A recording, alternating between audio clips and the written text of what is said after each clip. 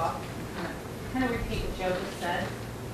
I'm here to discuss a recent city potential cutback item which has a direct effect on our city and the worst of all, our children.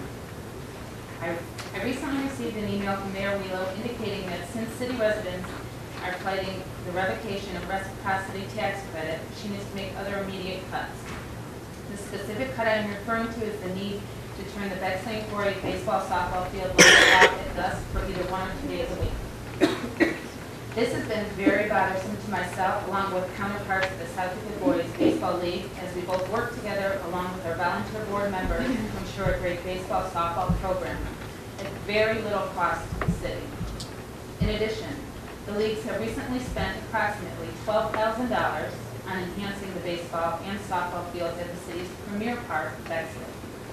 Last year, $6,000 was spent on redoing Bexley 3 and 4, and we are in the process of adding the chain link fence to the 2 fields which currently do not have them, at another cost of $6,000. All of this money has been paid by the leagues through fundraisers and many years of minimum profits from both leagues.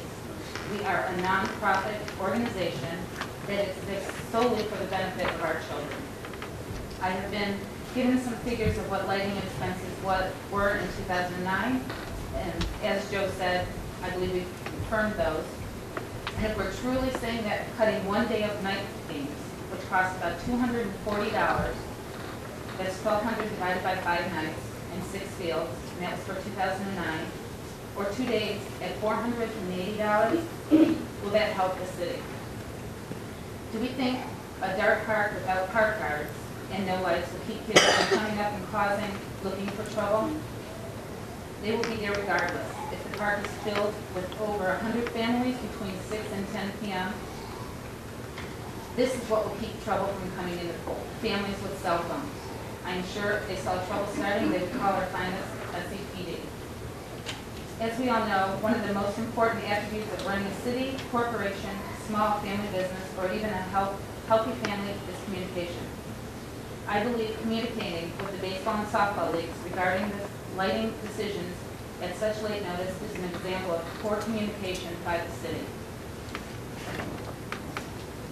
Since the city residents have fought a similar opposition in the past, I would have hoped the city saw this coming and communicated the other potential cuts months ago. We just asked to communicate with us. Invite us to meetings. We know what is going to be discussed.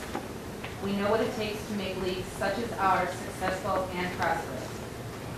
This decision will have a negative impact not just on the city and the children of our city, but other cities involved in our leagues will need to be notified immediately about the cuts and schedules. Thank you.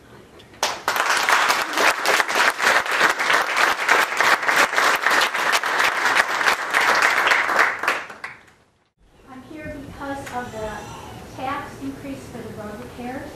I've lived on College Road since '93, and the road is in very bad disrepair. I attended the meeting in October where a few people who are here tonight spoke about the order of getting the road repaired, and the money wasn't there to have it done.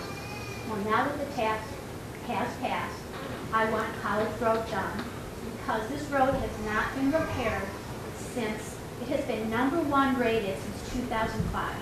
It is the only street that has not had any repairs since then, except for some patchwork that was done this past fall. In addition, Campus Road is in the same predicament. I wrote a letter to Mayor Wheelo, Andrew Blakely, Ed Gallagher, Keith Benjamin, and Joe Filippo. I dropped it off at the City Hall here and never heard from one of you in regards to my question. So I would like to find out when College Road and campus will be paved, will be repaired, because it is an embarrassment to our city and to Notre Dame College, who the mayor always talks about how they're such great neighbors. And I will not accept the excuse that we do not have the money anymore because we did pass the tax. Thank you.